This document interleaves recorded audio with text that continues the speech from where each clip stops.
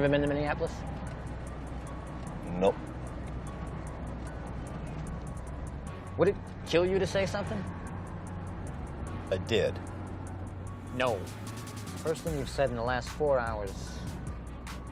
That's a fountain of conversation, man.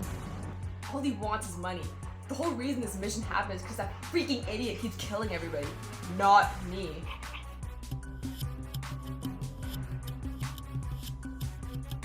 My debt's not getting any smaller, but what am I supposed to do? This is my only chance at redemption. I'll do anything possible to get this money, even if it's illegal. I will win the grand prize. I'll get my life back on track. Do you mind if I sit down? It's this vehicle I was asking you about yesterday. I was just wondering... Like I told you, we haven't had any vehicles got missing. The crime I've been investigating, it seems like those cars are actually linked to your dealer plates, so I'd like you to do a lot check right now. I would know, ma'am. I'm the executive sales manager. Sir, there's no need to get snippy with me. I'd like for you to do a lot check right now. Fine, I'll do a damn log count. My coworkers try to tell me to stop chasing after him, but I just have to do what's right, you know? I really want to follow morals, especially because so many criminals do this. They're all just chasing money.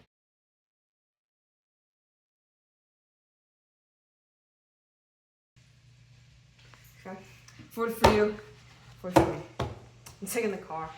We split that. Whoever gets the car pays the other for half. Fuck the car! Dude, I freaking picked up the money. I freaking get the car. I got freaking shot. What are you talking about, bro? Let's take the fucking car. I'm doing the best of the room.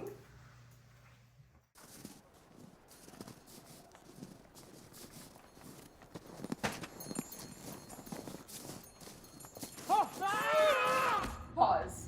Rewind. You might be wondering how this story came to be.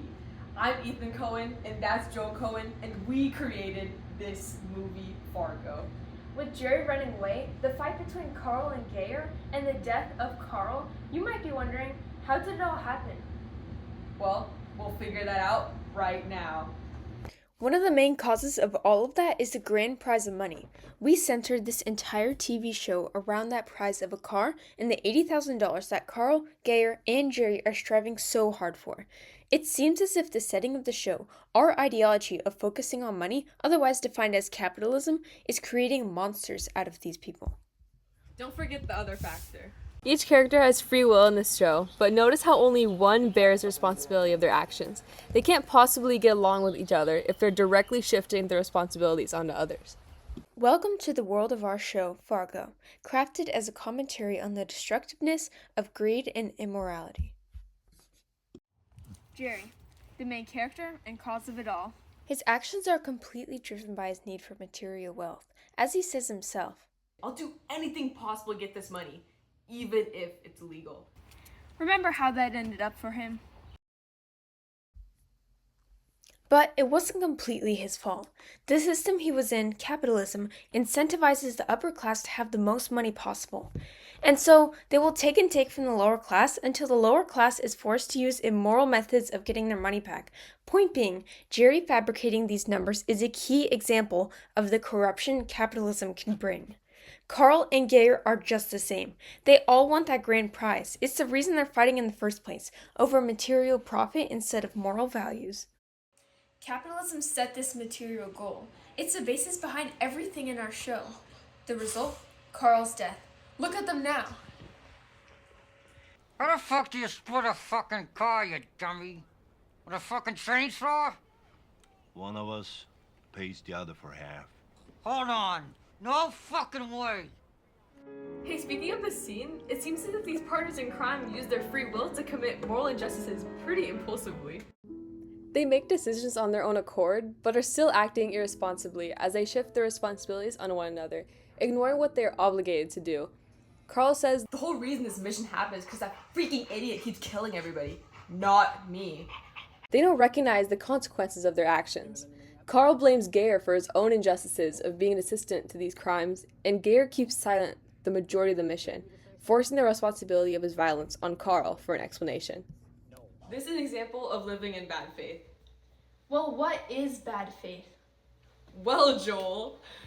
It's when somebody fails to recognize their own freedom and doesn't take responsibility for their actions. They fail to create their own essence or life, rather than letting another person dictate their life's purpose. This is precisely what the two do, placing responsibility on each other.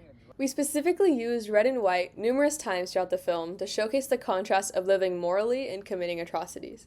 For example, this is shown in the scene where Gare kills two people. He first kills the cop about to arrest him for speeding, then kills one of the witnesses at the crime. The screen flashes bright red, creating a contrast against the white snow. This use of color truly emphasizes how harmful acting impulsively, ignoring the consequences of taking others' lives, really are. This all leads to the cascading violence you watched previously.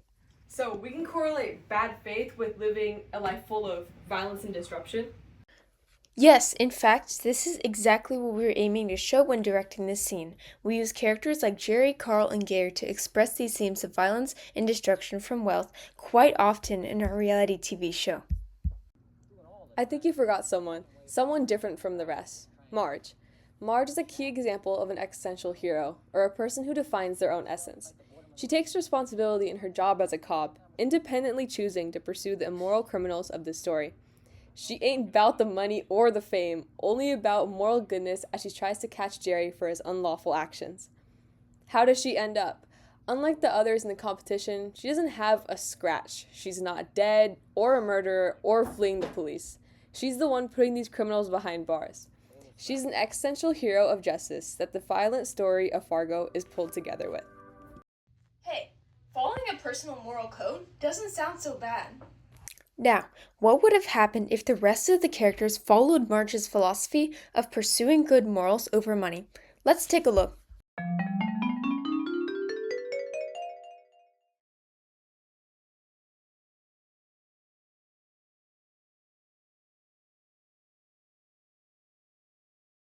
Oh, he's not picking up any of my calls. It says that he blocked you. What? You know what? Maybe we should just ditch the whole hitman thing. You know, I've always loved to become an accountant.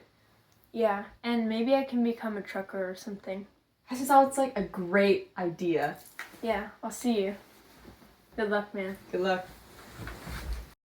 What do they both do? Resist material wealth. In capitalism, materialism or a focus on gaining as much money as possible is the key incentive of this ideology, and following it would lead to chaos and disaster as shown in our reality TV show. We didn't make Fargo like this because we wanted a reality TV show that really demonstrates how humans must restrain themselves from their inner desire to be selfish and regulate their own choices. Especially in our modern day. I mean, look at what's going on around us. Greedy upper-class officials are turning capitalism up to the extreme, taking the most they can from lower classes. We have to really be careful to sometimes leave money on the table if it's to preserve the better truth of it all. Fargo is a masterpiece. The film contrasts intense violence and blood with the simplicity and humor of its setting, stressing the disruption of casual society by greed. Fargo is very well placed, following numerous characters and how they all experience corruption differently, including myself. Yes, Marge and Jerry, but don't forget about the overall message of how greed can destroy the lives of everyday people. Fargo acts as one of the first movies to emphasize how catastrophic these effects can be through the use of its colors and characters. By using Fargo as an example, our audience can take away the message to value a life of personal responsibility and favorable morals over one of more money or more power. We, the Coen brothers, recommend Fargo to you!